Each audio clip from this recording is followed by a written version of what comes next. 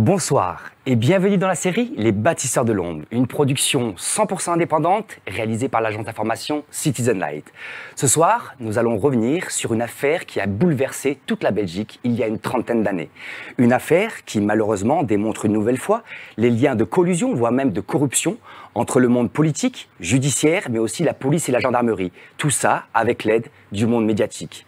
Nous allons parler d'enfants, nous allons parler des êtres les plus vulnérables avec l'affaire Dutroux. Qui de mieux placé qu'un des enquêteurs de la brigade de surveillance et de recherche de Bruxelles pour parler de cette affaire? Nous avons la chance d'accueillir l'ancien gendarme Aimé Bill. Bonsoir Aimé. Bonsoir. Merci Aimé Bill d'être présent ce soir avec nous, c'est vraiment une joie de vous accueillir. C'est moi aussi qui vous remercie parce que en Belgique, la presse est muselée et la presse ne veut pas parler de ce livre, à part peut-être sur LN24 et peut-être des petites télévisions sur YouTube, mais autrement la presse traditionnelle qui nous a tant attaqué à l'époque, même celle qui était pour nous ne peut pas en parler, sont interdits d'en parler. Malheureusement, on pourrait faire le même constat en France où l'affaire Dutroux, par exemple, emblématique, on pourrait faire des liens avec l'affaire Dutroux, n'a pas eu un écho avec une diversité d'opinions sur cette enquête, sur cette affaire. Et pour l'instant, je ne vous ai pas vu être invité encore dans des grands médias traditionnels français. J'espère que les médias pourront vous inviter pour le dernier livre que vous avez sorti donc au mois d'avril dernier aux éditions Investigation, qui a pour titre Dutroux, l'enquête assassinée, révélation d'un gendarme écarté de l'enquête. Voilà, donc on va revenir sur cet ouvrage.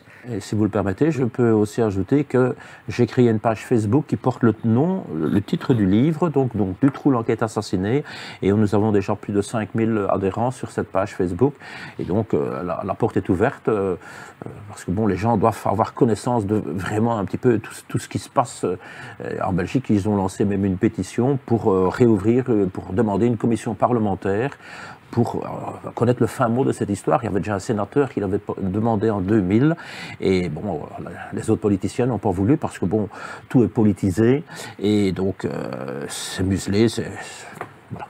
C'est vraiment l'objectif de ce type d'émission et de médias comme Citizen Light qui ont pour vocation à la fois nous faire comprendre des affaires comme celle-là qui sont présentées de manière orientée dans les médias traditionnels et aussi encourager tout un chacun en fait à agir et pour créer un rapport de force et pour faire éclater la vérité dans tant de scandales autour de la violence contre les enfants avec des histoires les plus horribles les unes que les autres. Je me permets rapidement de vous présenter, mais Bill, donc vous étiez gendarme en Belgique à l'époque où l'affaire Dutroux a éclaté, vous étiez déjà à près de 25 ans de carrière et vous étiez donc, je le disais en introduction, à la brigade de recherche et de surveillance de Bruxelles, la BSR. Vous avez été donc un des enquêteurs au centre de cette affaire avec votre patron Patrick Debatz, oui, sur lequel on va revenir évidemment ce soir. Et donc vous avez enquêté du mois d'août 1996 jusqu'au mois de juin 1997 en lien avec une autre affaire sur laquelle nous allons revenir aussi ce soir, c'est la Champignonnière, oui, sur laquelle vous avez enquêté de décembre 96 jusqu'à juin 97 avant une lettre de licenciement. Vous avez été donc malheureusement été dessaisi de l'affaire. Vous avez été suspecté de faux en écriture dans le cadre de l'enquête et aussi de violation du secret professionnel. On vous a accusé de 1001 choses, on va y revenir ce soir. C'était une véritable cabale qui a été lancée, oui, contre vous, qui évidemment soulève beaucoup de questions sur les coulisses de cette affaire Dutroux. Et pourtant, après de longues années de procédures administratives et judiciaires, vous avez totalement été blanchi. Mieux que ça, vous avez même reçu les félicitations de certains de vos supérieurs et vous m'avez envoyé de nombreuses lettres en PDF, parce qu'on va revenir sur les sources de votre ouvrage. Vous êtes quelqu'un de très méticuleux et vous sauvegarder l'intégralité des documents et des sources à votre disposition. Malheureusement, c'est des faux en écriture qui ont été faits contre vous, d'anciens collègues qui ont tenté de vous salir pour tenter d'assassiner cette enquête, comme le titre de votre ouvrage le dit très bien. Aujourd'hui, vous êtes à la retraite. Vous allez nous raconter un peu d'abord l'histoire de cet ouvrage. J'aimerais, pour essayer de comprendre votre démarche, pourquoi ce livre, 30 ans après, on pourrait se dire... C'est une histoire qui est lointaine, presque 30 ans. Donc, quelle est votre intention, quelle est votre démarche et quelles ont été les grandes étapes pour rédiger ce livre qui est sorti aux éditions Investigation?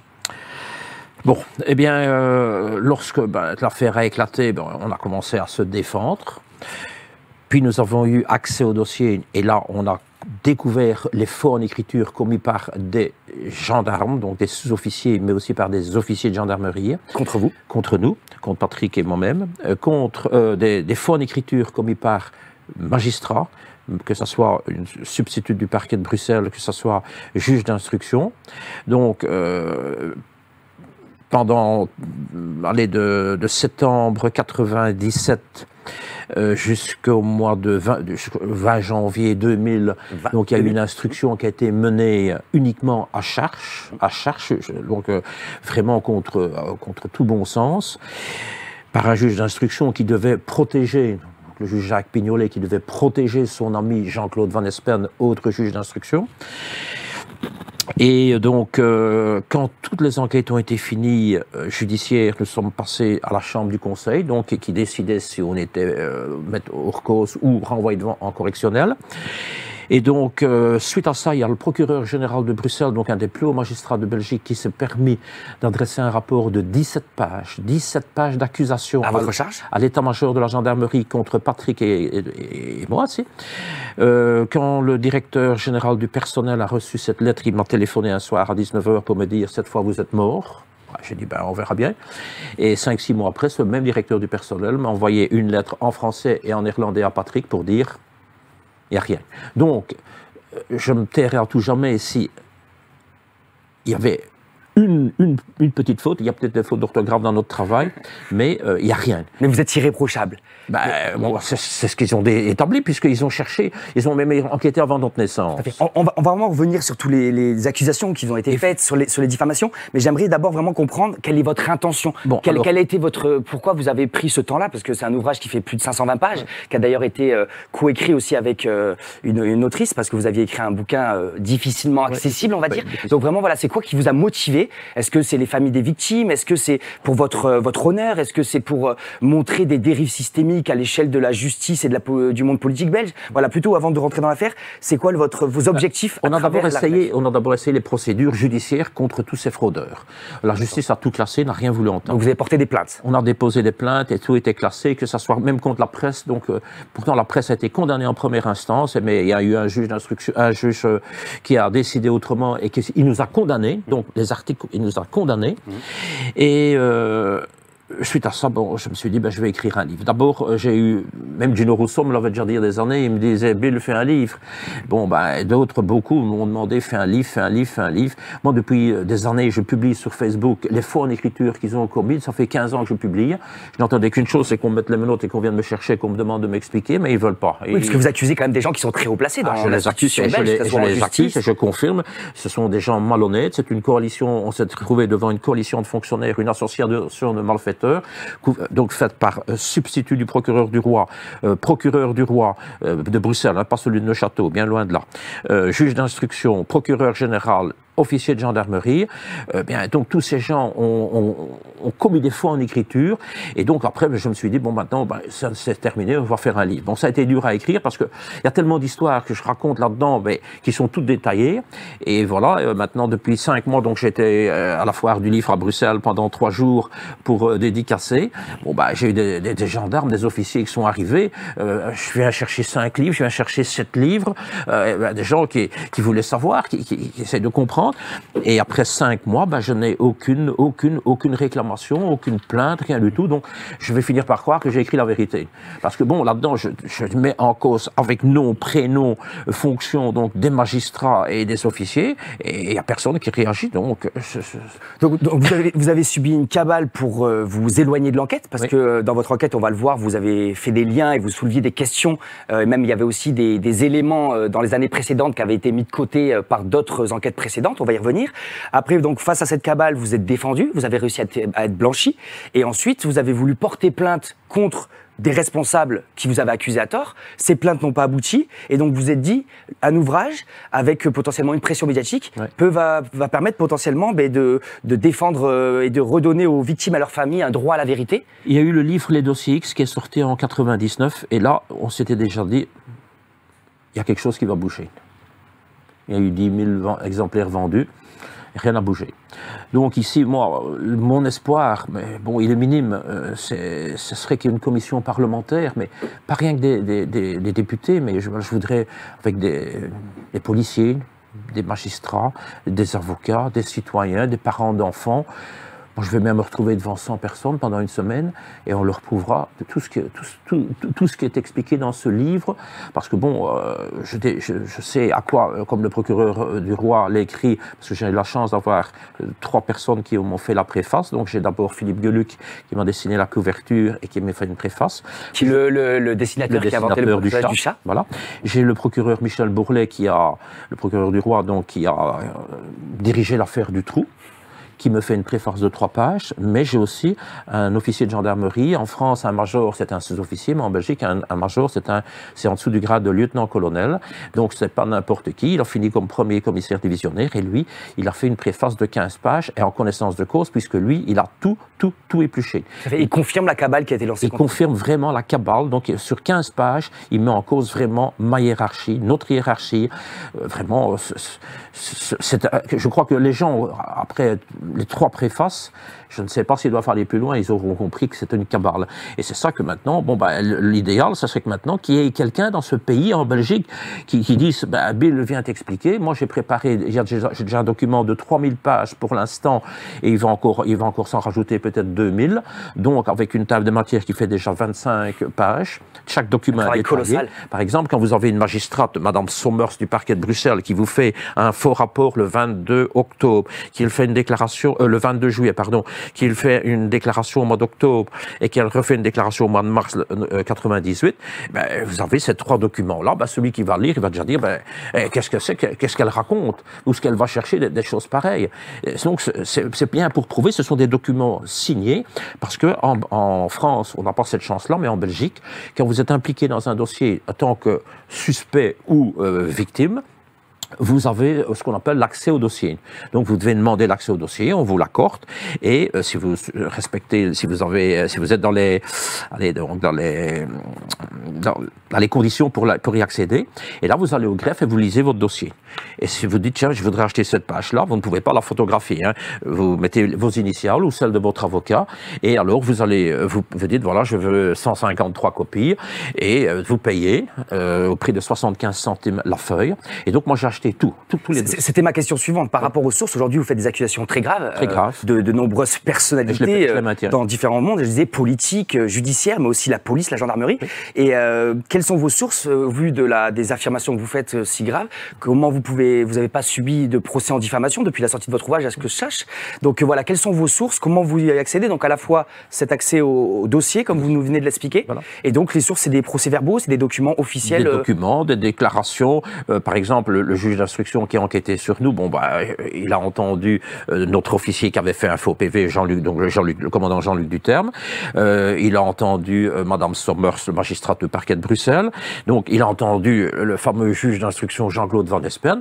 Et même, il fait lui-même un faux, parce qu'il fait semblant qu'il entend le juge Van Espen, alors que c'est le juge Van Espen qui s'entend lui-même sur le nom de juge Pignolet. J'ai toutes ces pièces-là. Et c'est tellement... allez, un enfant découvre ça facilement. C'est tellement gros. Ils ont tellement été idiots de réaliser des choses pareilles. Et donc, tout ça a été couvert. Nous, on a tout dénoncé.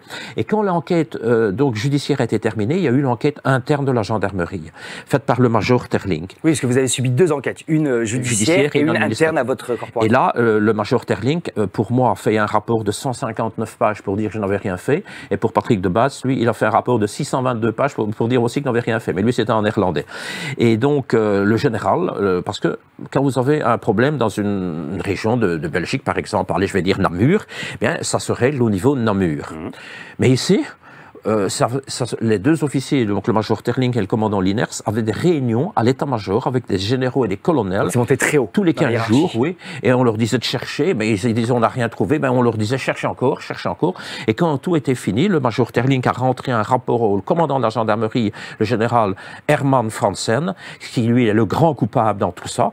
Et le général Franzen, normalement, puisqu'il a su prendre des mesures pour nous écarter, alors qu'il savait qu'il n'y avait rien, il a pris des mesures, et quand il a eu confirmation de ces officiers qui avaient des faux en écriture, il n'a rien fait. Et donc pour moi, c'est le plus grand coupable de toute l'histoire. Et moi, personnellement, il m'a dit, la justice ne fait rien, je ne fais rien non plus.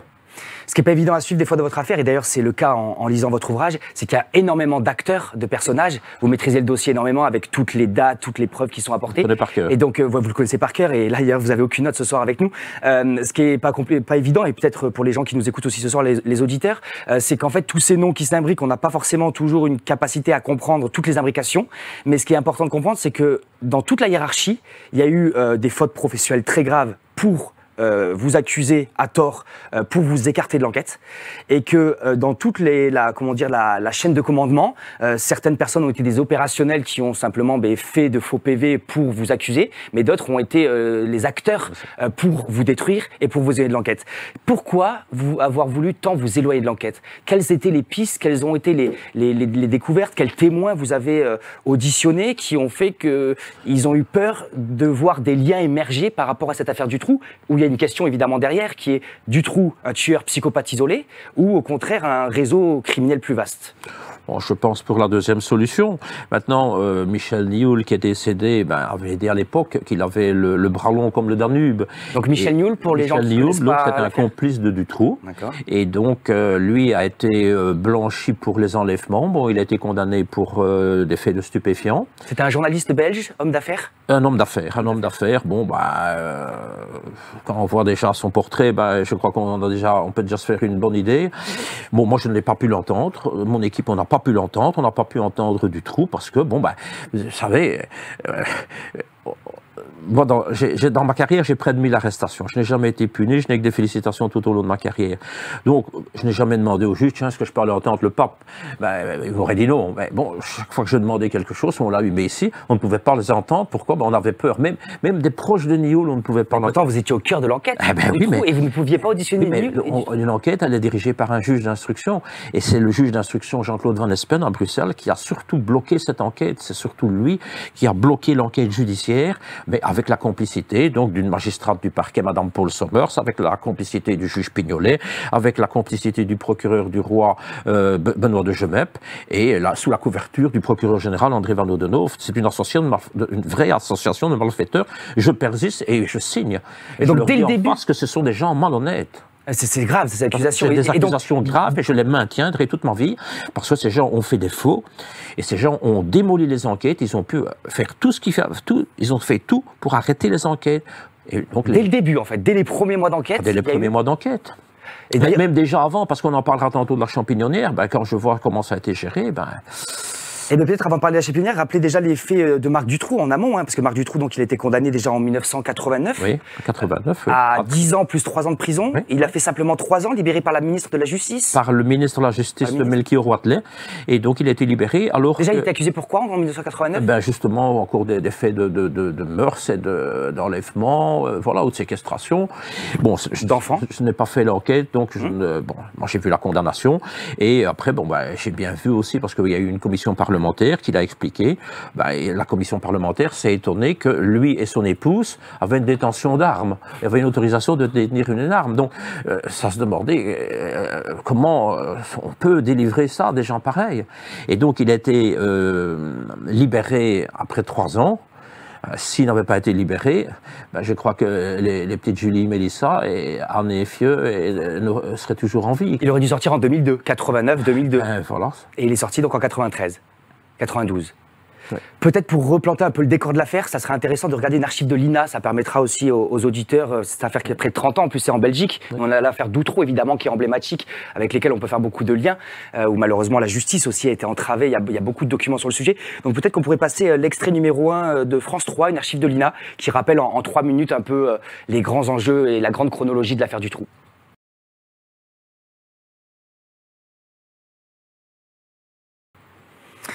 Voilà un petit résumé très rapide qui nous permet de replanter un peu le décor. On entend un père d'une victime qui dit « J'ai plus de colère contre la justice que contre Marc Dutroux ». C'est quand même des mots assez forts qui vont dans le sens aussi des thèses de votre ouvrage. Enfin des thèses, c'est même pas des thèses parce que vous êtes que sur des faits et vous ouvrez des questions. Vous n'affirmez rien sans avoir de preuves irréfutables. Et aussi cette perquisition, peut-être revenir sur cette perquisition qui a eu lieu alors que les fillettes étaient dans la cave du domicile de Marc Dutroux. On a trouvé des choses, on a entendu des bruits.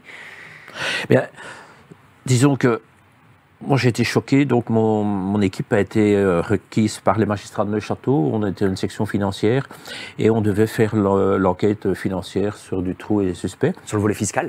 Oui, et moi, donc, le vendredi 13 septembre 1996, dans le dossier fiscal de Dutroux, je découvre un document. Je n'y crois pas mes yeux, un document confidentiel. Comme quoi, donc Julie et Mélissa ont été enlevés le 24 juin. Et donc, comme quoi, vers le 10 août, un gendarme de la BSR de Charleroi, qui s'appelle René Michaud, hélas décédé, se renseigne auprès des impôts en disant qu'il travaille pour une cellule spécialisée dans le cas de rapt d'enfants et pour un magistrat. Et il cherche des renseignements sur Dutroux et sur Martin, tous les renseignements possibles. Et le 16 août, il laisse ses coordonnées et celles de 2 collègues. Et le 16 août, le responsable des impôts le contacte. Il lui dit « J'ai même contacté Dutroux pour avoir des précisions, avec un faux motif. Et faites attention, son épouse est institutrice, elle sait manipuler des enfants. » Donc, quand je découvre ça, je rédige directement un procès verbal que j'adresse au juge Conrot, qui m'envoie directement une demande de travail, une apostille, on appelle ça en Belgique, pour entendre ce responsable, que j'entends donc le 17 septembre, et qui me confirme tout ça. Donc, il a recherché les propriétés de Dutroux, les véhicules, les terrains, enfin bon, tout ce que... un maximum de renseignements. Son patrimoine. Ouais, voilà, son patrimoine. Maintenant, je vais vous le dire franchement, tout le monde ne travaille pas de la même façon. Ça aurait été dans l'équipe de Patrick Debase, dans laquelle je faisais partir. On aurait eu le renseignement le 10 août, un renseignement pareil, on aurait campé devant la maison. On n'aurait pas attendu le 16. Et en campant devant la maison, on aurait vu qu'on ramène Arne Effieux. On a attendu, j'étais à la foire du livre et un officier de gendarmerie, un commandant Gosset, nous racontait, devant témoin, que c'est lui qui a ordonné au gendarme Michaud, le 2 octobre, de faire un procès verbal. Il n'avait toujours pas fait de procès verbal. J'ai un autre officier qui m'a dit, il n'y a pas longtemps, un haut placé m'a dit, c'est pas vrai, le PV était fait. Donc, qui croire, je ne sais pas. Toujours est-il que le gendarme René Michaud, avec des collègues, ont été faire une perquisition le 13 décembre chez Marc Dutroux. 6 mois après 5 mois après le mois d'août, quoi. Et les premières informations. Oui. Je dirais même 4. Okay. Et donc, il est allé faire les perquisitions. Ils ont entendu des bruits d'enfants. On a retrouvé un spéculum, de la crème vaginale et du chloroforme. Le chloroforme? Du chloroforme. C'est pour endormir. D'accord, je connaissais pas. Et on ne se pose pas de questions. On y retourne encore 6 jours plus tard, le 19 décembre. Apparemment, les pauvres petites étaient en vie et elles seraient décédées, d'après ce qu'on dit, au mois de mars. Donc, c'est horrible. Il n'y a pas de mots. Et ça, bon, maintenant, est-ce que ces gendarmes ont été empêchés de travailler par leur hiérarchie? Parce que moi, je l'ai connu, je l'ai vécu assez de fois. Moi, c'est toujours été le même reproche. Trop d'heures supplémentaires, trop d'heures supplémentaires. Je travaille même parfois sans compter mes heures. Ça m'est déjà arrivé de prendre ma voiture et d'aller faire une audition à gauche et à droite, même en dehors de mes heures ou le week-end ou quoi que ce soit. Bon, c'était surtout quand j'étais en brigade. Mais ici, à la BSR de Bruxelles, j'ai eu tellement de problèmes avec ma hiérarchie, toujours pour le même motif, trop d'heures, il faut récupérer. Ils ne se rendent pas compte que quand on fait une enquête, qu'il y a des gens qui sont en prison, qui doivent repasser devant une chambre du conseil, donc devant un tribunal qui doit décider si on prolonge leur détention. Et donc, il y a des devoirs à faire. Les juges sont là et demandent. Ben, donc, c'est notre travail. On ne va pas aller le demander aux pharmaciens, on est payé pour ça.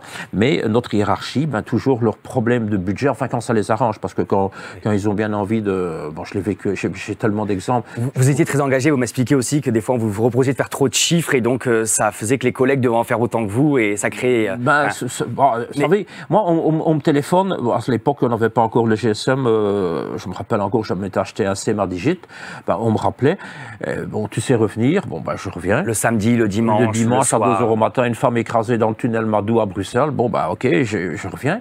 Et puis le lendemain, on me dit, d'abord mes officiers qui m'ont rappelé, comment ça se fait que tu attends d'heure, il faut te justifier. Alors qu'on vous demandait la veille de venir. Et mes collègues, oui, comment c'est toujours toi qu'on rappelle. Seulement quand on sonne chez certains, ah non, mon mari n'est pas là, ou mon mari n'est pas bien, ou il a bu ou alors, oui, non, j'ai bu un verre, je ne viens pas.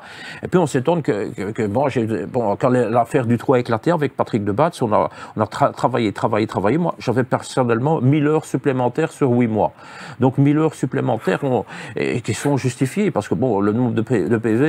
Et vu la gravité de l'affaire, vous vouliez voilà, on travaillait. au maximum. On travaillait. Je me rappelle avec Patrick, le 24 décembre et le 31 décembre, quand les autres sont déjà à l'apéro, on a quitté les bureaux, je sais pas, vers 21h peut-être. Mais bon, on a même eu une réunion encore avec M. Bourlet le 31 décembre, parce que lui aussi c'était quelqu'un d'engagé. On ne pourra jamais reprocher votre engagement, mais pour rester sur le volet fiscal aussi, vous avez découvert donc des chronologies étonnantes entre des virements sur le compte bancaire de Dutroux et des enlèvements, et aussi votre difficulté à accéder en fait aux pièces et aux archives bancaires. Il y a beaucoup à dire. Donc il y a eu le chef de la relecture, le premier chef Baudouin d'Ernicourt, qui a fait aussi une enquête fiscale sur Dutroux, et il n'a pas trouvé les mêmes choses que moi. Lui, il n'a rien trouvé, et moi j'ai découvert que Dutroux, donc en parlant de la champignonnière, qui se passe le 13 février 84, dans les 72 heures, Dutroux ouvre un compte dans une banque, et sur ce compte-là et sur celui de son épouse, il y verse l'équivalent de 5 000 €. Et qu'on retrouve des versements comme ça après d'autres enlèvements. Bon, j'ai eu un blocage, j'en parle déjà maintenant, donc dans le dossier de la champignonnière, parce que je dis au juge, est-ce que je peux avoir un réquisitoire bancaire pour les suspects de Neuchâteau? Et le juge, non, monsieur Bill, vous savez très bien que les... Donc pour accéder au compte de Marc Dutroux, au compte de Dutroux, non, des suspects de Neuchâteau qui étaient impliqués suspectés dans le dossier de la champignonnière. Donc moi, je demande au juge, voilà, je voudrais bien voir leur compte en 1984. Et il refuse. Je dis, mais pourquoi? Vous savez très bien que les banques, c'est 10 ans. Enfin, monsieur le juge, on peut essayer. Non, monsieur Bill, non. Finalement, après plusieurs demandes, bon, allez, tiens, voilà ton papier. Et moi, je l'envoie aux banques, et les banques me répondent, non, on n'a pas d'argent, 10 ans. Et puis, le crédit professionnel du Hainaut vous dit, si, il a un compte, et on va vous envoyer l'historique. Et quand je reçois l'historique, on voit que, donc, Dutroux, la fille de la champignonnière, Christine, est assassinée le 13 février 84. Et donc, dans les 3 jours, il y a 200 000 francs belges, donc l'équivalent de 5 000 € qui rentrent sur le compte de Dutroux, qui verse au guichet. Donc c'est pas un fournisseur qui est en liquide. Voilà, en liquide. Alors donc il y a des questions. C'est quand même des pistes. C'est des pistes. Mais justement, quand on vient avec des pistes comme ça chez un juge d'instruction qui n'en veut pas, puisque il a couvert, il a protégé toute l'instruction pendant 12 ans sur ce crime atroce. Maintenant il y a un fou qui débarque et qui arrive avec des choses pareilles. Il faut bloquer ce fou. On va revenir sur la champignonnière, mais est-ce que vous avez vu rapidement le fait que le juge freinait l'enquête? Est-ce que ça vous a pris plusieurs semaines, plusieurs mois, ou comment ça? Bon, alors donc la jeune fille de la champignonnière, on en parle un petit peu maintenant. Oui, mais juste avant, est-ce que vous avez mis longtemps à voir entre juin, le mois d'août 96, vous avez commencé votre enquête, et le mois de juin 97, est-ce que vous avez vite vu que l'institution judiciaire vous freinait dans l'enquête? C'est plus technique que ça, parce que on a d'abord travaillé pour les magistrats de Neuchâteau. D'accord. Bon, puis suite à l'affaire Dutroux, le juge Conrad a lancé un appel à témoins, en demandant, tiens, est-ce qu'il y a des personnes qui ont déjà eu affaire à ces individus-là? Et nous avons eu des personnes qui ont commencé à témoigner, X1, X2, X3, il y a des gens qui ont témoigné. Et c'est ainsi que, par exemple, X1 nous parle donc de l'affaire de la champignonnière. Mais X1, c'est Regina Louf. Elle en parle au mois de fin octobre, novembre 96, pardon.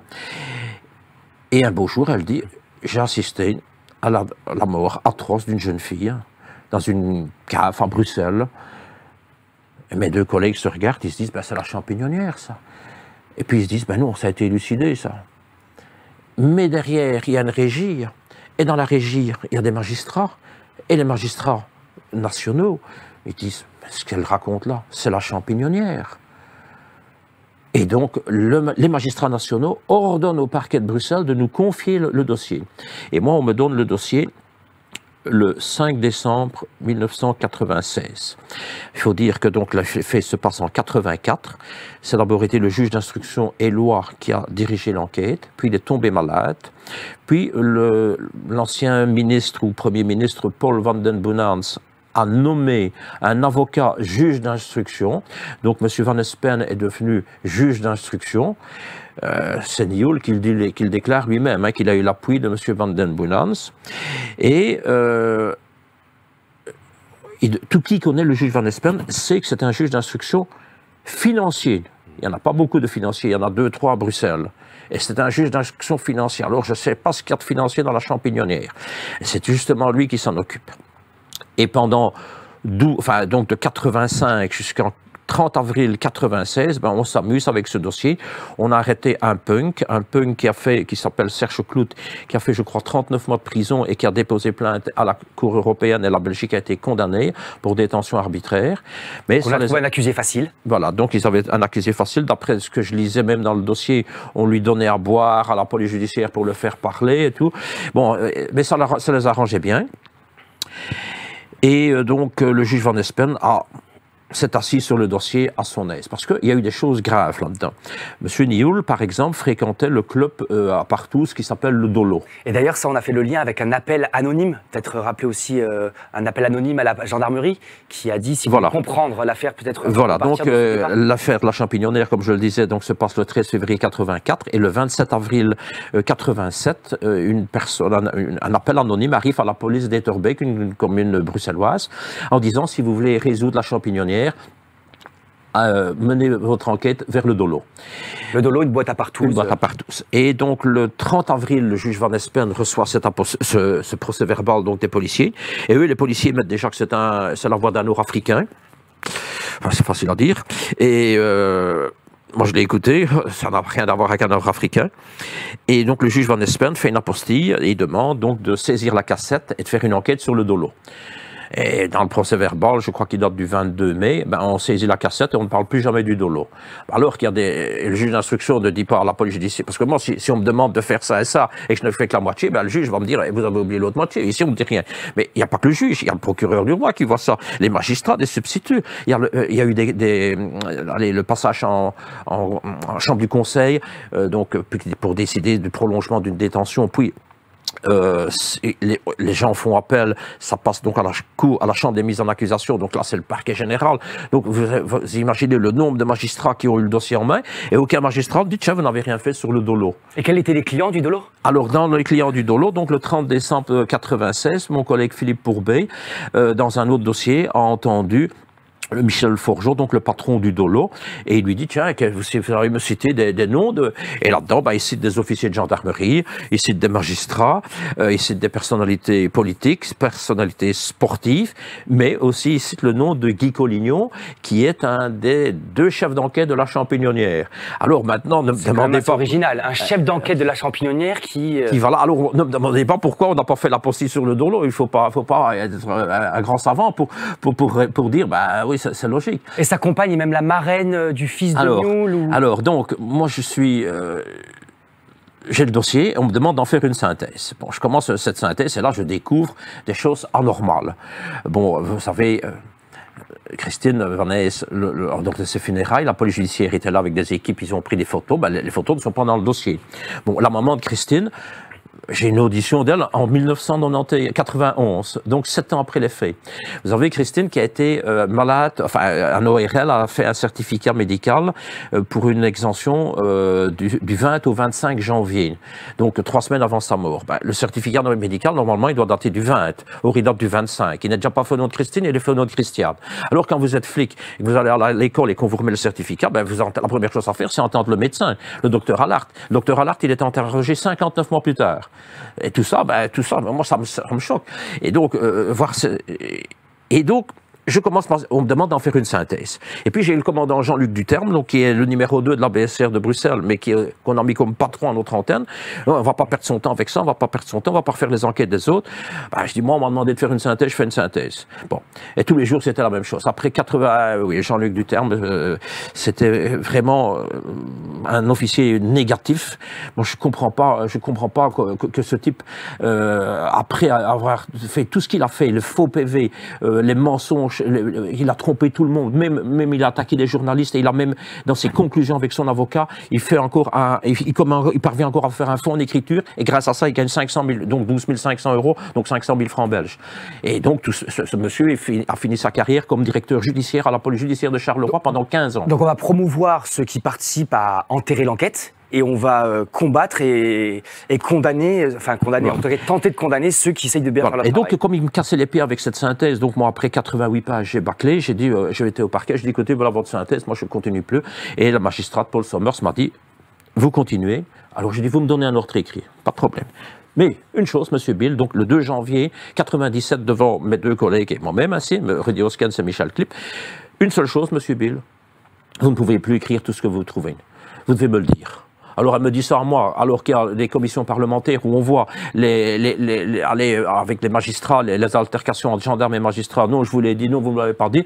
Donc moi, j'ai continué à écrire, à mettre ça.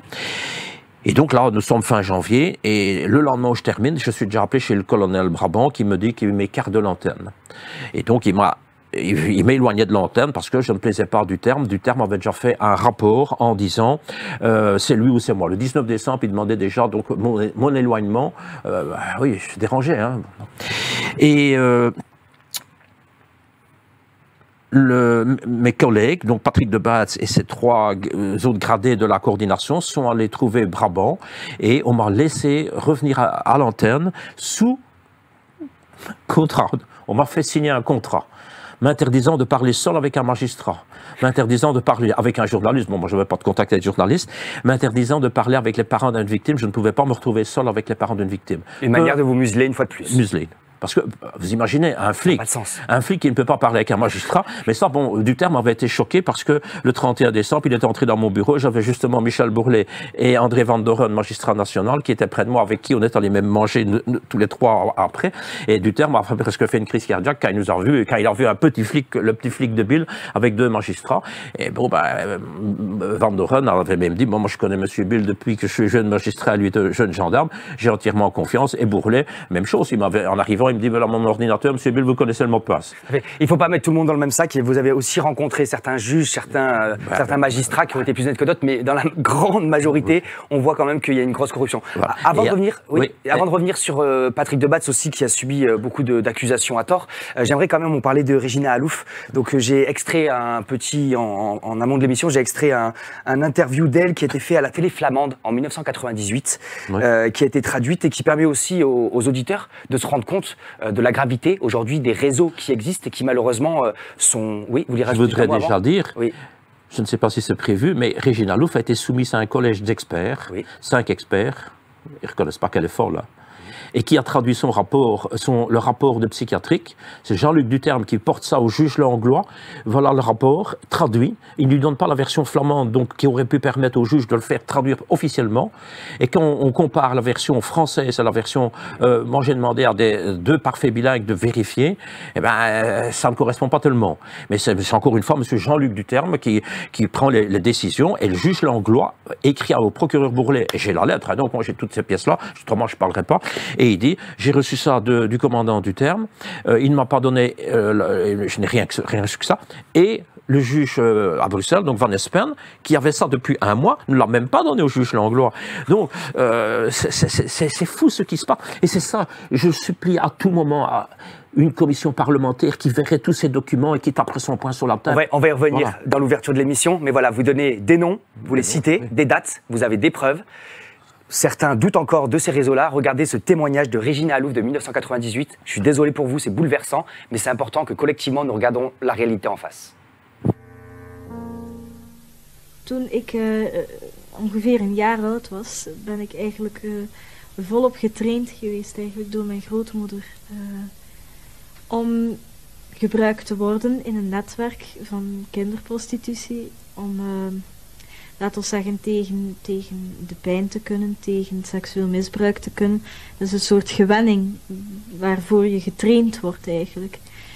En laten we zeggen dat ik ongeveer zeker 3 à 4 jaar was toen het volop aan de gang was. Toen ik eigenlijk al volop klanten had en volop meedraaide in het netwerk. En dat is langzaam gegroeid Tot ik uiteindelijk op 12-jarige leeftijd een pooier heb gekregen. Die mij echt, laten we zeggen, compleet heeft uitgebuit. Mij eigenlijk dag en nacht bijna beschikbaar hield voor het netwerk. En waar ik dus uiteindelijk aan ontsnapt ben. Ja. Toen dat de zaak Dutroux losbarstte, eigenlijk zijn er verschillende dingen bij mij gebeurd. Ten eerste was ik enorm gechoqueerd door de beelden die ik zag, omdat dat een stuk van mijn verleden, van mijn leven eigenlijk terug naar boven bracht, die ik net eigenlijk het liefst had afgesloten gezien. Maar langs de andere kant ontstond ook de hoop dat er iets zou veranderen, dat er een soort erkenning zou komen voor de slachtoffers van een netwerk. De eerste ondervragingsperiode met adjudant Baets, eigenlijk had ik daar een heel ander beeld van voor ik naar Ginder ging. Ik had eigenlijk het idee van, zij hebben al heel veel. Zij weten al heel veel over netwerken. En ik wist eigenlijk niet of mijn getuigenis nog zinvol zou zijn. Uiteindelijk bleek dat deze mensen eigenlijk compleet onervaren waren erin. Dus eigenlijk echt niet wisten wat dat er gaande was. Er werd ook verzocht achter psychologische bijstand eigenlijk. Er werd ook een college opgericht van psychiaters en psychologen die in feite ook moesten kijken of ik geloofwaardig kon worden geacht. Tijdens het tweede verhoor heb ik eigenlijk verteld dat ik zwanger was geweest van een kind toen ik ongeveer 10 jaar oud was. En dat kindje ook gestorven is in het netwerk. Weet je wat er met dat kindje van jou gebeurd is? Het is vermoord geweest toen het 2 jaar en een half was. Dat kindje, wat er eigenlijk in de tussenperiode mee gebeurd is, weet ik niet. Ik weet alleen dat zij het ten tonele brachten op het moment dat ik wist van er gaat een kindje sterven, er gaat een film gemaakt worden. Dat had ik door. Wat ik natuurlijk niet wist was dat het mijn kindje zou zijn. Dat hebben ze mij met groot genoegen verteld. Als het kindje is binnengebracht. Dat was eigenlijk ook een psychologisch spel om u kapot te krijgen, hè, om u te kunnen temmen. Hè. Ja. Maar dus je was erbij? Ik was erbij, ja. Ja. Je m'excuse pour ces extraits aussi choquants, mais à un moment c'est important qu'on regarde aussi la vérité en face, la réalité en face. Je voudrais rajouter 2 choses. Ce proxénète dont elle parle, la mère a reconnu qu'il avait les clés de la maison. La mère de Regina a reconnu ça. Et nous, quand on a repris l'enquête, on l'a mis sous surveillance, on a mis un tracking sur sa voiture. Il n'y a qu'un procureur qui peut autoriser ça. Donc le procureur Bourlet avait autorisé, on avait placé le tracking, c'est un placement fait par des professionnels de la gendarmerie. Et on s'est rendu compte que sur un mois, il s'était arrêté 22 fois là, après des sorties d'école, alors qu'il n'a pas d'enfant. Bon. Quand la période a été terminée, on a demandé le prolongement, Bourlet directement a signé. Et Jean-Luc Duterme a refusé. Le commandant Duterme, il a refusé. Alors, il faut savoir aussi, Regina Louf, elle a été mise sous écoute téléphonique. Lorsqu'on a enquêté sur nous, elle a été mise sous écoute téléphonique. Et j'ai un document du 26 février 1998 du juge Pignolet qui demande, tiens, on a entendu que Regina Louf parlait avec une journaliste comme quoi elle avait donné des documents à Mark Verwilgen, donc qui a présidé la commission parlementaire. Il faut l'entendre pour savoir quel document elle a remis et comment. Mais enfin, ça aurait été un flic. Bon, on peut penser, tiens, il viole le secret professionnel. Mais donc, si elle est folle, est-ce qu'on doit se tracasser à savoir ce qu'elle a donné au président de la commission? Ils ont peur de Regina Louf. Ils en ont peur. Regina Louf a fait trembler le pays. Et Regina Louf n'est pas folle, parce que si elle est folle, mes collègues ne devaient pas falsifier ses auditions. Elle a donné à des journalistes, comme ils ont fait, avec la couverture de la magistrature. Merci pour ces précisions. Et d'ailleurs, on parle de votre patron, Patrick de Baets, qui lui aussi a été sali lourdement pendant ces années. Peut-être lui rendre hommage aussi et rappeler qu'on a tenté de vous diviser alors que vous collaboriez sur cette enquête. À plusieurs reprises, on vous a demandé de l'accuser de faux pour, entre guillemets, vous protéger et avoir, que l'enquête soit assassinée. C'est d'abord l'adjudant Edmanzik à l'inspection de la gendarmerie, Richard Edmanzik. Écoute, c'est pas ta peau qu'on cherche, c'est la botte de Baets, donne-nous quelque chose sur de Baets. C'était votre supérieur. Qui me dit ça? Donc ça c'est. Non, mais de Baets, c'était. De Baets, c'était donc l'adjudant, donc allez, c'était le numéro 2 de l'antenne en plus. Et puis après, c'est l'adjudant Étienne Goossens qui me dit la même chose. Puis après, c'est le frère du général Franzen, donc Hubert Franzen, qui est colonel, qui est le numéro 2 à l'inspection, qui me dit, c'est pas ta peau qu'on vise, c'est la peau de Batz, donne-nous quelque chose sur de Batz.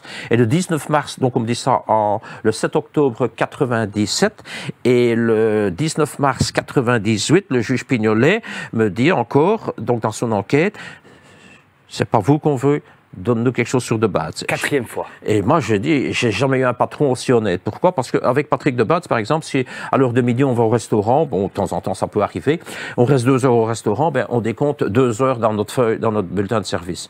Tandis qu'avec d'autres, ben, on va 2 heures au restaurant, on décompte qu'une demi-heure. Et vous payez la note aussi? Oui, ça, bon, là, on paye la note. Mais je veux dire, Patrick est quelqu'un d'honnête, de correct. Et bon, moi, dans tous les patrons que j'ai eus, moi, je ne dis pas du mal de certains autres patrons, mais je dis, moi, je n'ai jamais eu un type honnête comme lui. Et donc, on aurait voulu que je donne quelque chose sur de Batz pour avoir la paix. Et bon, moi, je ne sais rien donner, à part que ce type est correct, voilà.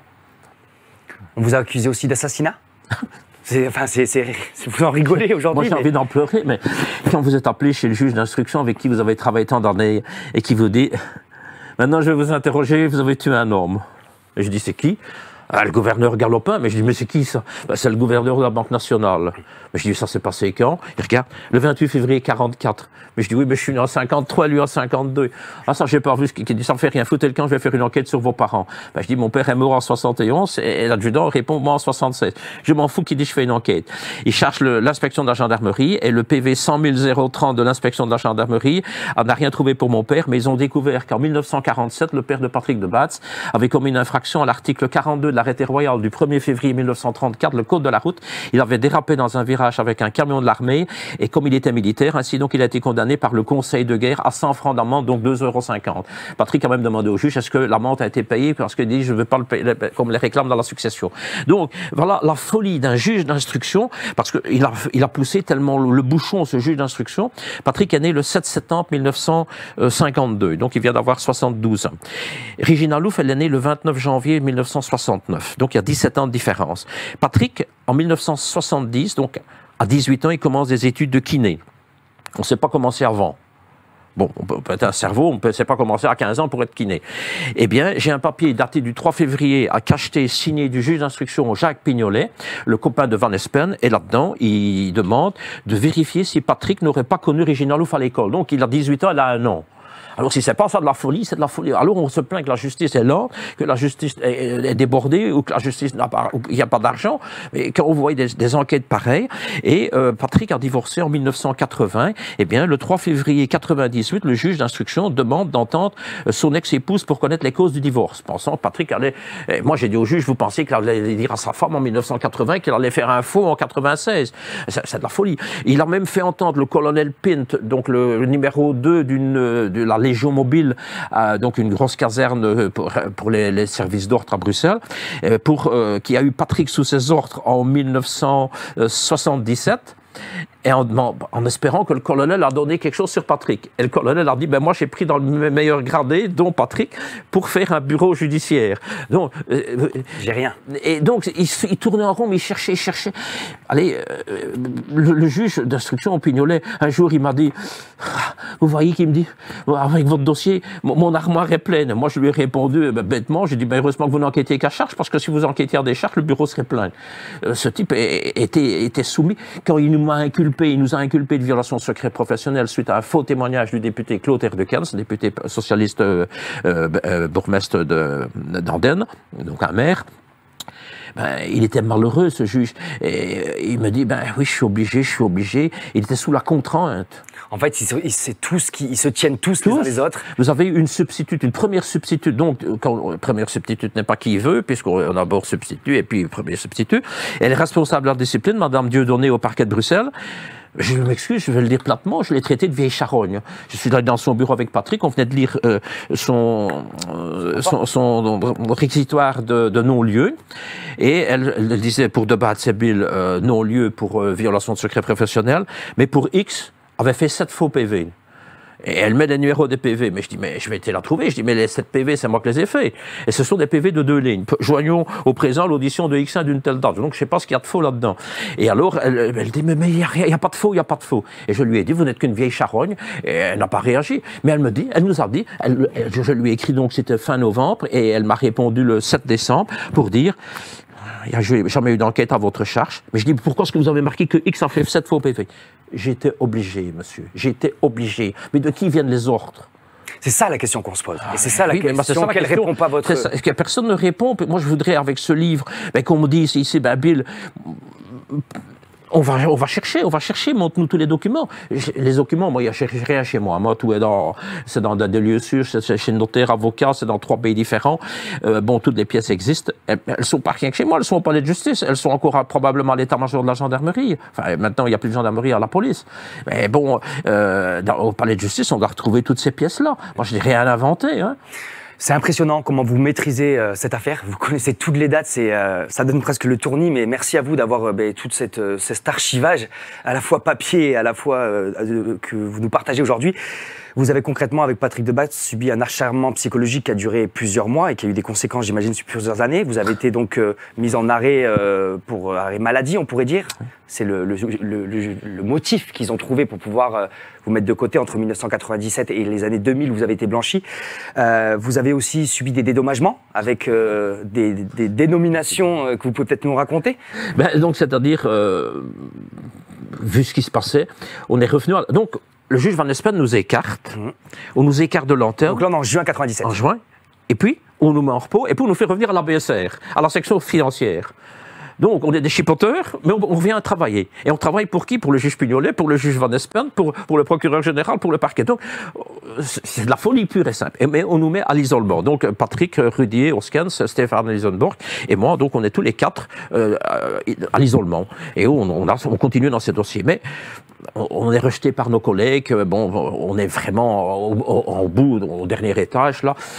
Et on les voit juste passer quand ils viennent manger. On est près du réfectoire, donc c'est démoralisant. Et puis, on sait qu'on enquête sur vous, on cherche. On vous salit dans la presse. On nous salit dans la presse, et donc on est tombé, Patrick et moi, on est tombé malades. On a été voir les médecins de la gendarmerie, des médecins différents, et ils nous ont mis en arrêt de maladie, en dépression. On a été reçus par les 2 colonels du service médical qui ont reconnu que c'était une maladie en service et par le fait du service. Mais moi, dès le début, on m'a donné des médicaments et je suis allé trouver le directeur du personnel, le colonel du Châtelet, en disant, écoutez, vous pouvez intervenir, il n'y en a que pour 50 € au départ. Oui, mais non, c'est pas prévu. Je dis, c'était pas prévu non plus ce que vous me faites. Donc, moi, je n'ai pas demandé à tomber malade. Je dis, je ne vais pas payer ça. Donc, il dit, je n'interviens pas. Je dis, alors, c'est la moindre des choses. Alors, moi, je ne me soignerai pas. Je dis, je vais me laisser aller. Et il a dit, ça va, je vais voir ce que je peux faire. Et donc, il m'a dit, ça va, on va vous rembourser. Naturellement, moi, avec les médecins de la gendarmerie, on m'a envoyé chez un psy, un deuxième psy. J'ai fait de la kiné en piscine, de la sophrologie, ostéopathe, tout ça. Et donc, on s'est arrangé, voilà, tout ce que la mutuelle ne rembourse pas, vous rentrez une note de frais et on vous remboursera. Et donc, je rentrais et je vais chercher je rentre ça tous les 5-6 semaines, peut-être 2 mois, je sais pas. Et un beau jour, je vais chercher mes extraits de compte et je vois une communication, torture morale.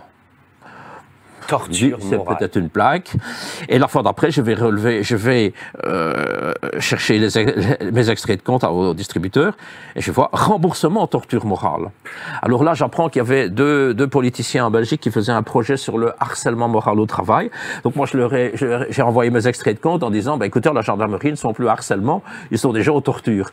Donc vous imaginez, je l'ai publié dans mon livre, j'ai oublié de dire ne versez rien sur le compte, j'ai versé mes extraits de compte, mais le compte n'existe plus. Il ne faut pas qu'on verse de l'argent dessus, mais j'ai publié ça parce que j'aime bien prouver tout ce que je raconte, et donc la gendarmerie reconnaissait des tortures morales. C'est ignoble, hein, parce que en Belgique, en 1997, quoi. Ça se passe vers 2000 peut-être, je ne sais plus la date de les extraits de compte, je crois que c'est 2000, mais vous imaginez une institution comme la gendarmerie vous rembourser et reconnaître des tortures morales. Et vous, personnellement, en tant qu'homme, en tant que père de famille, en tant que mari, comment vous avez vécu cette période? Difficilement. Ben, vous avez vos collègues qui ne vous parlent plus, vos voisins.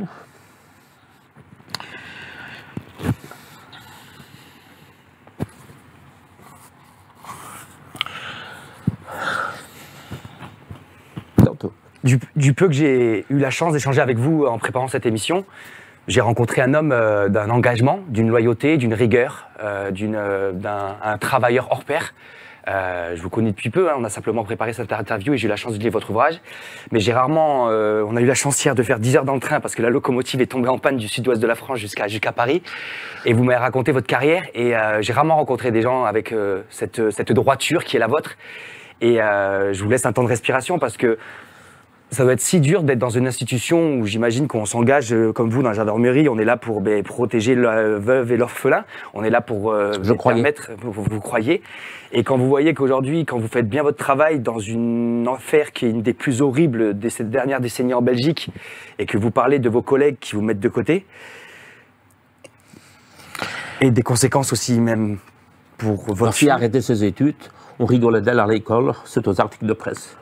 Ma hiérarchie donnait des informations aux journalistes. Et l'officier du terme a bien dit à des gendarmes, il faut bien qu'on se défende.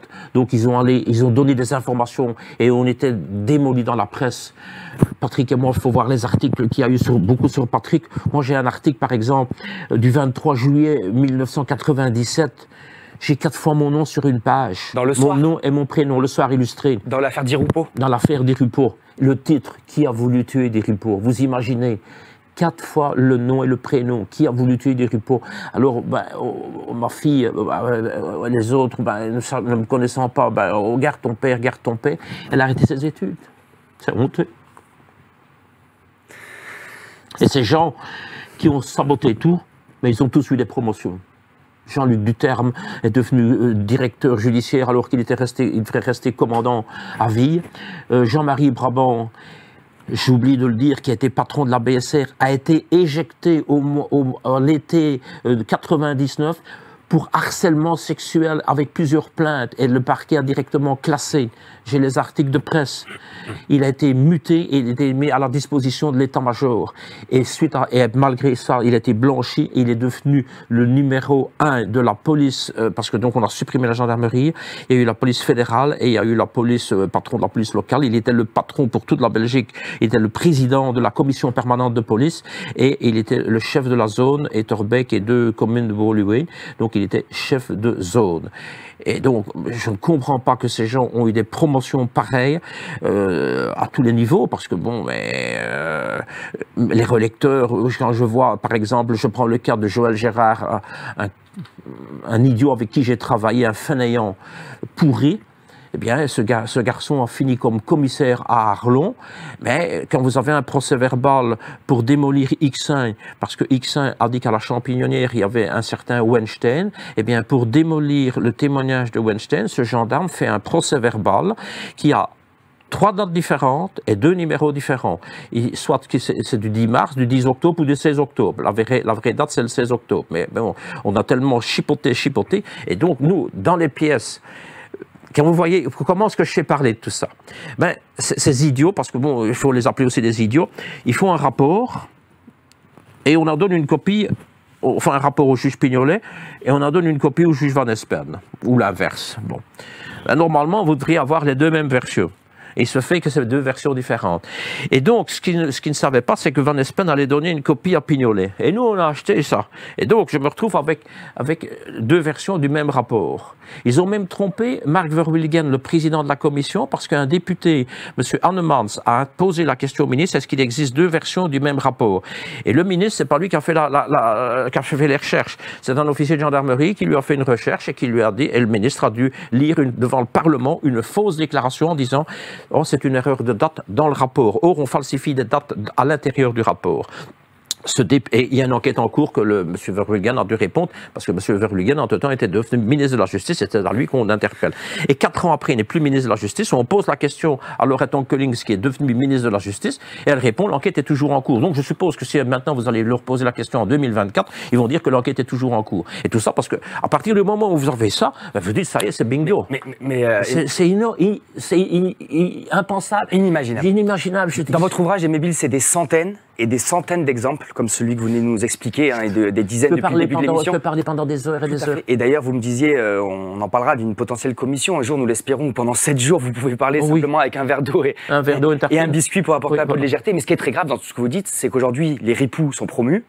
Et les flics sincères, compétents, engagés et qui essaient de bien faire leur métier sont détruits. Ouais. Et ça montre quand même une corruption systémique de l'intégralité de la société belge. Et malheureusement, en France, au vu des informations qu'on a à notre disposition, nous sommes dans des réalités qui sont à peu près similaires. Et donc, c'est vraiment un révélateur à travers votre ouvrage et votre enquête, et cette enquête assassinée de l'affaire Dutroux. C'est comprendre cet aspect systémique. Et il y a un acteur important, c'est la presse. On n'en a pas beaucoup parlé depuis le début de l'émission.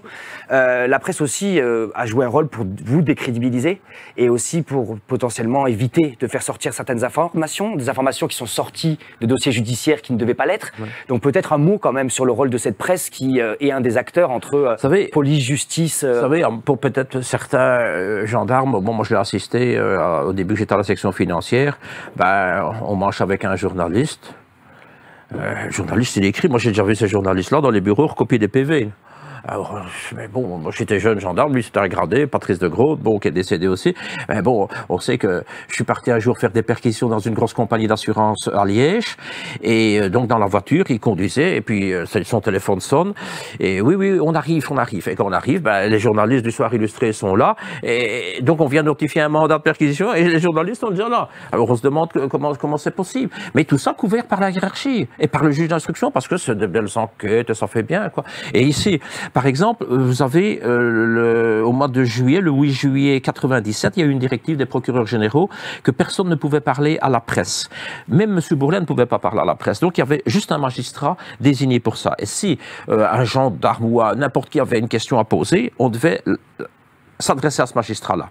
Eh bien, le samedi 4 octobre 97, un samedi, avec les indemnités de week-end, vous avez Jean-Luc Duterme, Benoît Dernicourt et Danny Depeau, donc deux gradés. Ils reçoivent un journaliste qui a téléphoné la veille et qui dit « Je dois faire un article de presse sur l'affaire Dutroux, je voudrais qu'on me le corrige. » Est-ce que vous pouvez imaginer un seul instant des gendarmes payés pour corriger un article d'un journaliste? Vous êtes journaliste, est-ce que vous allez à la gendarmerie faire corriger vos articles? Eh bien, le journaliste, après, il fait un article et eux, ils font un rapport pour expliquer leur rencontre et le juge a été d'accord, le juge Langlois aurait été d'accord. Et ils disent là-dedans, le journaliste en sait plus que nous. Le journaliste, quelques jours après, il sort des extraits du rapport que le commandant Duterme a fait sur Patrick de Batz. Au même moment, il falsifie nos éditions d'Original Ouf. Et ce journaliste, qui s'appelle Franck Demort, du journal magazine flamand le Knack, eh bien, publie l'audition falsifiée d'Original Ouf. C'est quand même pas de Batz et Bill qui ont fait. Et nous, on nous accusait d'avoir fait les fuites. Ben, c'est eux qui ont fait les fuites. Ils ont alimenté la presse. Tout ça arrangeait bien. Et ça permet aussi de travailler l'opinion, et parce que l'opinion, on l'a vu avec ces grandes manifestations qui étaient historiques en Belgique par rapport à cette affaire, et bien au final, on travaille l'opinion sur plusieurs mois pendant tout le long de l'enquête pour essayer de... Vous savez, Jean-Luc Duterme, je vous interromps, Jean-Luc Duterme a fait un procès-verbal à charge de Patrick de Batz pour dire qu'il manquait un PV que Patrick n'avait pas fait. Bon, c'était un faux PV. Il fait ça le 26 août. Il envoie au procureur du roi à Bruxelles, une copie au juge Van Espen, mais il peut mal de l'envoyer à Neuchâtel. Parce que s'il l'envoie au juge Langlois va dire si le PV il existe depuis le 6 décembre. Et d'ailleurs, il est enregistré chez lui sous le numéro 142 le 16 décembre. Donc, et Duterme vient dire le 26 août que le PV n'existe pas. Bon. Bourlet, j'ai une lettre de Michel Bourlet à mon avocat, il dit j'ai reçu dans mon bureau le 12 septembre, les journalistes du Soir Illustré qui m'ont dit qu'il y avait un PV en charge de Batz pour une histoire de photo P10. J'ai ouvert mon ordinateur et je leur ai dit, si, il y a un PV. Et le journaliste, un des deux journalistes a dit, non, de Dieu, on se fout de nous. Michel Bourlet a écrit ça. Non, de Dieu, on se fout de nous. 2 jours après, c'est Gilbert Dupont, la dernière heure, qui publie même le numéro de PV. Michel Bourlet n'est pas au courant. Donc il apprend par la presse qu'il y a un PV pour faux à charge de Patrick de Batz. Et quand Jean-Luc Duterme est convoqué, parce que donc le PV arrive au parquet, puis ça va chez une juge, Madame Goblet, apparemment elle ne veut pas jouer dans leur jeu, et Benoît de Jemeuble, le procureur du roi, fait un réquisitoire pour le confier pour le bon déroulement de la justice au juge Pignolet. Et le juge Pignolet commence son instruction, il appelle Duterme, et le 2 octobre, Duterme est dans son bureau, et Duterme à la première page, je confirme mon PV. Et mais je vais vous donner des informations. Et à la page suivante, je vous invite quand même à lire le PV 117 887. Il donne déjà un faux numéro, parce que le vrai PV, c'est le 117 487. Donc, il sait que le PV existe. Mais s'il avait été un type honnête, mais c'était un type malhonnête, ben, il aurait dû faire un PV subséquent à son procès verbal pour dire, ben, oui, le PV, il existe. Mais il a eu des mois pour vérifier ça, des semaines, enfin des mois, puisqu'il se base sur un rapport du 2 juillet, et il vient dire que le PV n'existe pas. Mais il est officier, il a accès au registre des procès verbaux, il a les réunions, il peut ouvrir...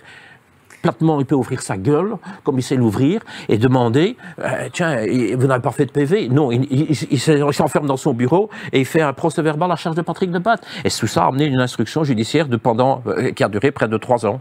Et vous les accusez, et pour autant, ils ne vous accusent pas de diffamation. Donc, non, les pièces sont là. Tout à fait, les pièces sont là. Et en plus, Jean-Luc Duterme, il a trompé. Il a été accusé par le télémoustique, les étranges manœuvres du commandant Duterme. Ils ont été condamnés à 500 000 francs, donc 12 500 €. Et Jean-Luc Duterme, non, il faut comprendre la subtilité. Hein. Et, les journalistes ont fait appel, et dans les conclusions d'appel que je possède, à la page 12, Jean-Luc Duterme écrit, oui, ce procès verbal, donc, qui manque, du 6 décembre, n'a été transmis qu'au seul juge Langlois et pas au juge Van Espen. Mais le juge Van Espen, il n'est pas saisi, puisqu'il est dessaisi depuis le 30 avril de la Champignonet, il est seulement saisi le 27 janvier. Donc il a trompé encore une fois le tribunal ici dans ses conclusions, et M. Duterme a gagné 12 500 €. Tous les moyens sont bons pour tenter d'assassiner une nouvelle fois l'enquête. Je ne comprends pas. J'aimerais revenir avec vous sur encore 2 éléments avant d'arriver à la fin de cet échange, autour de l'enquête parlementaire et du procès. J'aimerais, pour introduire l'enquête parlementaire, vous me présenter un extrait d'une interview que vous avez fait récemment sur France Soir, où vous parlez donc du président de cette commission parlementaire et de révélations qu'il fait par rapport aux freins, enfin aux bâtons dans les roues qui ont été aussi mis dans cette enquête. Donc l'extrait numéro 2 de France Soir. Vous avez une commission parlementaire qui a été présidée par Mark Verwilgen. Mark Verwilgen qui est devenu par après ministre de la Justice en Belgique. Un grand monsieur pour moi. Monsieur Mark Verwilgen nous a reçus à la commission parlementaire en octobre 97. Et en 99, il fait un livre qui s'appelle Parole d'homme. À la page 99 de ce livre, qu'est-ce qu'on voit? Il a été appelé, lui, président de la commission, chez le procureur, et on lui a dit de ne pas toucher au dossier de la Champignoниère. Alors, si lui, président d'une commission parlementaire, est interdit de toucher au dossier de la Champignoниère, vous comprenez bien qu'un petit flic comme moi, on le vire. Dès que j'approche quelque chose de sensible, comme par exemple découvrir que dans les 72 heures de la Champignoниère, Marc Dutroux ouvre un compte et il y a 200 000 francs qui rentrent sur les comptes, et comme on a retrouvé d'autres paiements avec des autres enlèvements, vous vous posez des questions. Et donc, le tout, c'est la peur de la commission parlementaire qu'ils avaient. Donc par rapport à ce président et par rapport à cette commission parlementaire qui a été faite aussi suite à la pression de l'opinion, hein, on voit que même quand des parlementaires tentent d'enquêter, donc on essaie de créer quelque chose d'indépendant de la justice pour pouvoir avoir un autre son de cloche et avoir un autre regard critique sur le déroulement de l'enquête, on voit encore des freins.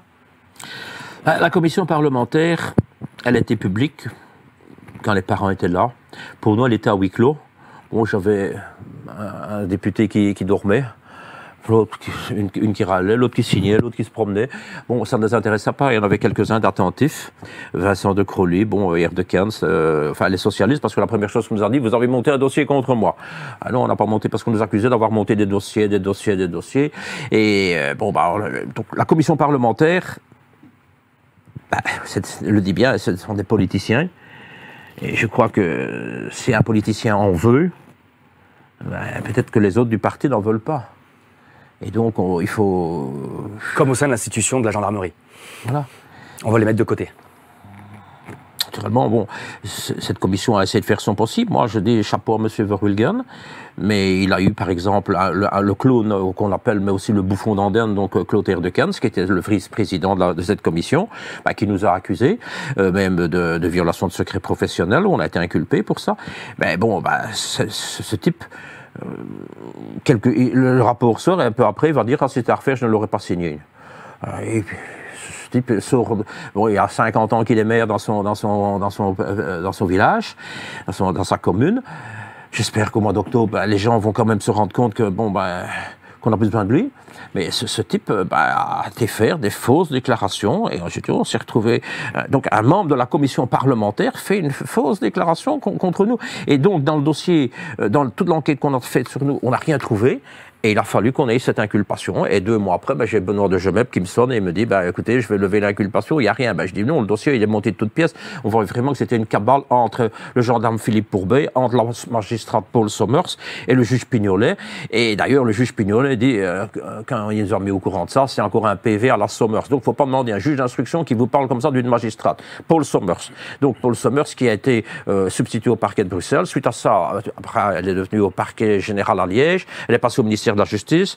Maintenant, elle est au parquet fédéral. Bon, je me demande si elle ne vise pas une place de procureur général ou fédéral. Mais c'est impensable que ces gens ont pu... Allez, je prends ce cas de cette magistrate. Elle est allée écrire dans un rapport, et que le procureur général s'en est servi dans son rapport de 17 pages, dire qu'on traduisait nous-mêmes les auditions de X1. Mais il y a des factures, donc le juge Langlois avait avait établi un réquisitoire, on avait requis des traducteurs jurés qui venaient chercher les auditions, me les ramenaient avec leurs factures, donc il y a des PV, et cette folle, elle va raconter qu'on traduisait nous-mêmes les auditions. Et le procureur général le confirme, et l'écrit, sans vérifier, alors qu'il y a les factures. Même le major Terling, dans son enquête, et je crois qu'on le reprend même dans le livre aussi, on reprend même les montants de certaines factures.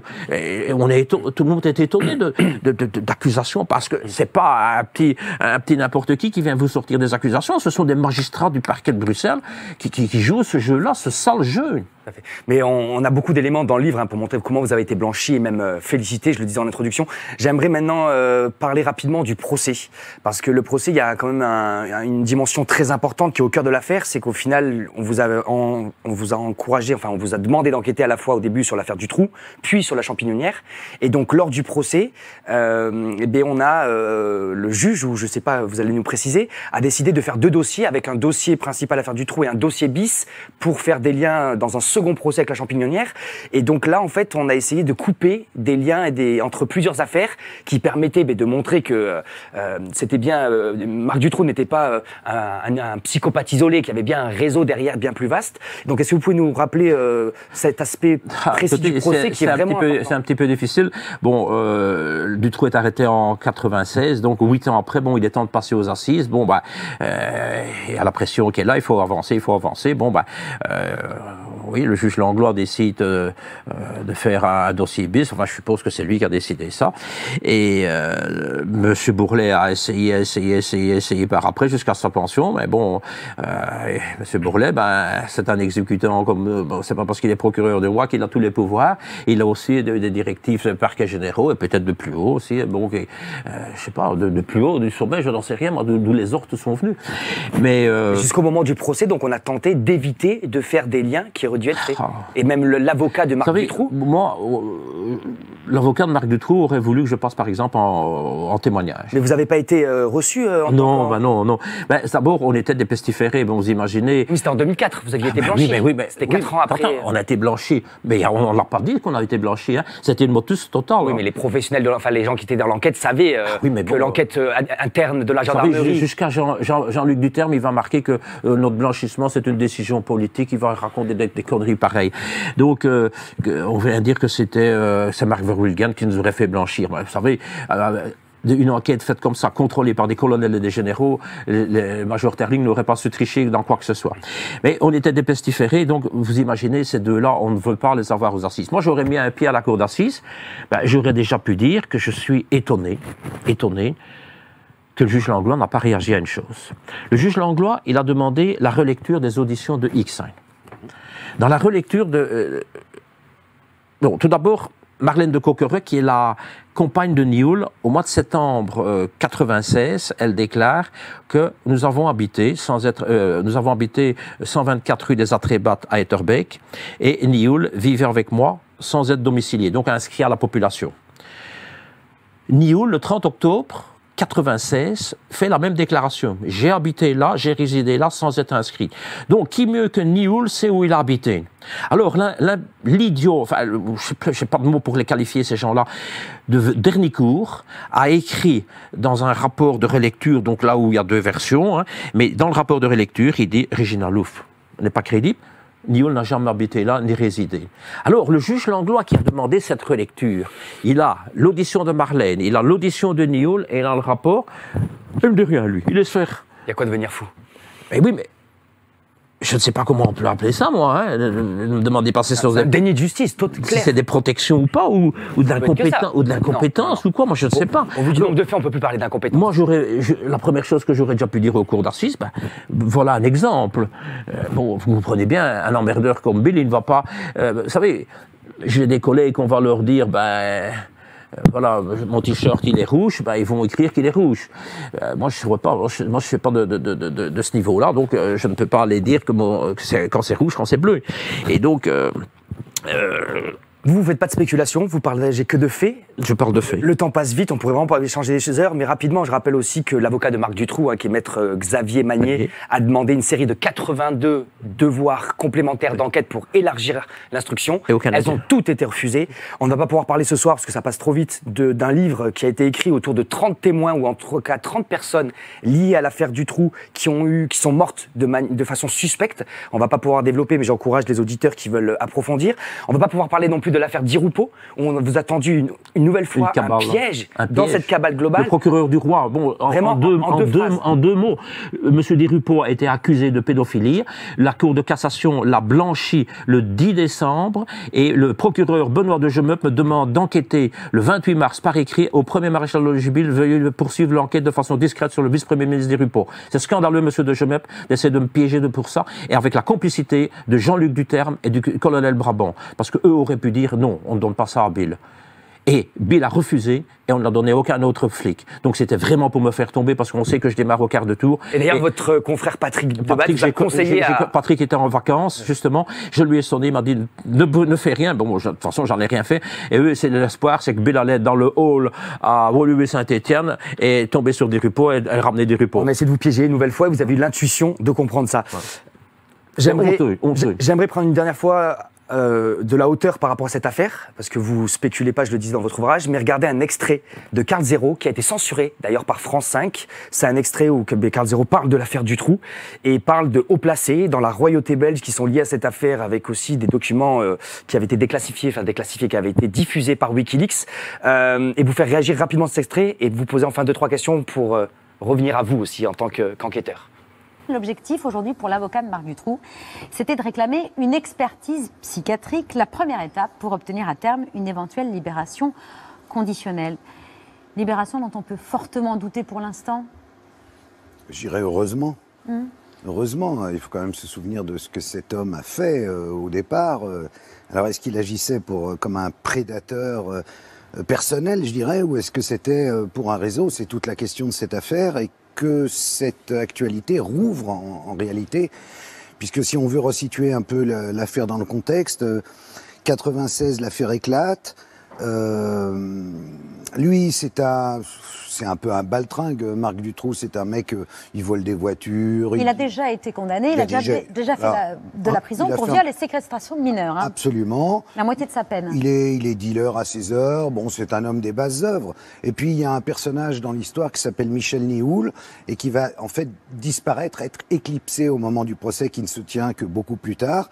Et donc, en fait, il se passe un truc très simple, c'est que quand les Belges comprennent que leurs propres enfants peuvent se retrouver proie d'un réseau, ils descendent dans la rue. Les fameuses marches blanches. La marche blanche. Et puis là, on dessaisit le juge qui s'appelait Conroth. Et on inverse complètement le cours du récit de ce fait divers. Et ça devient le prédateur isolé avec sa fine équipe, c'est-à-dire le pauvre Lelièvre, un SDF, et sa femme, Michel Martin. Fermer le banc et on le met en cabane. Il a écrit une lettre de 44 pages qui n'a pas été publiée. J'ai toujours pas compris pourquoi. En réalité, je crois que le deal, alors c'est moi qui parle là, je crois que le deal au départ c'était bon voilà, tu vas être chargé, ça va être toi tout seul avec ta femme et ton petit copain et on n'en parle plus. Tu prends et on te sortira assez rapidement. Ça c'est dans l'hypothèse du réseau évidemment. Auquel il participe. Et il accepte. En se disant, d'ici une vingtaine d'années, je sors, c'est ce qui est en train de se produire, sauf que, une fois en prison réellement, et c'est ce que déplore son avocat qui veut l'expertise aujourd'hui, il se dit, mais alors finalement, je suis lampiste, c'est moi qui prends, alors que certes, je participais, mais c'était pas moi le principal coupable. Et le souci, c'est que Wikileaks, en 2011, a publié l'ensemble du dossier. Il y a 11 000 pages. Et on se rend compte que quand on voit la floraison des noms qui sont interrogés et le niveau, ça monte jusqu'à la royauté. Bah oui, évidemment, des gens qui participaient au parti fine, évidemment, du même coup, on comprend que l'affaire a été enterrée. Marc Dutroux, tueur psychopathe isolé ou réseau criminel plus vaste, encore une fois, il y a des éléments à charge. Dans votre livre, vous écrivez aussi des propos de Marc Dutroux. Des jeunes filles comme ça, c'est frais, ça se vend bien, ça rapporte. Il dit que ça rapporte entre 100 000 et 150 000 francs belges. Son complice Michel Lelièvre dit la même chose, même si après il se rétracte. On voit quand même qu'il y a un réseau, ou en tout cas des liens avec toute cette enquête assassinée qui peut monter très haut. Donc vous ne faites pas de spéculation, c'est la 4e fois que je le répète, mais quand même, votre volonté, c'est un devoir de vérité pour la mémoire des victimes. Pour les parents. Pour les parents. Les parents, les enfants. Je trouve qu'il est temps maintenant que la Belgique se réveille et qu'on examine ce livre. Maintenant, bon, si ce que j'ai écrit est faux, ils n'ont qu'à me mettre en prison. Moi, je veux bien y aller, moi, il n'y a pas de problème. Mais ils ne veulent pas m'interroger, rien du tout. Bon, il n'y a pas de réaction. Donc, moi, je ne vais pas parler sur des choses que je ne sais pas. Je ne parle que sur des faits réels que j'ai vécus, que j'ai constatés, que j'ai les documents. Donc, moi, je n'entends qu'une chose, c'est qu'il y ait quelqu'un dans ce pays qui veut... je peux m'adresser... J'ai envoyé une pétition à Sa Majesté la Reine en 2021 qui avait 3000 signatures. Je l'ai adressé à la Reine, je l'ai adressé au ministre de la Justice et au Premier ministre. J'ai reçu juste une seule réponse. Le Palais Royal m'a répondu, vous l'avez adressé aux bonnes personnes. Point à la ligne finie. Alors, le ministère de la Justice, dans un mail, m'avait écrit, vous pouvez vous adresser au Conseil supérieur de la Justice. Je l'ai fait. J'ai reçu le message le jeudi, j'écrivais le jeudi soir. Le vendredi, j'avais une lettre signée par la présidente. Elle me demandait 2 choses. Voilà, elle me donnait un numéro de dossier. Elle me demandait quelle est mon adresse et quels sont les magistrats que vous mettez en cause. Alors j'ai répondu, mon adresse, vous n'en avez pas besoin, on va traiter par mail. Et voilà le nom des 10 magistrats que je mets en cause. Mais je ne vous donnerai jamais tout en une fois. Vous me dites le numéro 2, je vous donne tout ce que pour le numéro 2. Vous faites votre enquête. Vous ne trouvez rien, on passe au numéro suivant. Et après 2, si vous voyez que j'ai menti, j'abandonne. Alors 1 mois et demi après, j'ai demandé, tiens, où est-ce que ça en est, parce que j'ai plus de nouvelles. On m'a répondu, l'instruction est en cours. Mais je dis, instruction de quoi, puisque je n'ai donné que des noms. Je n'ai pas donné de détails, rien du tout. Et pas de réponse. Et 8 mois après, ils m'ont écrit, voilà, le dossier est classé, il n'y a rien. Voilà, ça c'est la justice belge. Donc j'ai essayé toutes les possibilités. J'ai essayé, au nom de la vérité, au nom de notre honneur aussi, mais de ces parents que je vois régulièrement à la TV, qu'on a vu pendant des années se plaindre du dysfonctionnement de la justice et du procès et qui n'ont pas la vérité.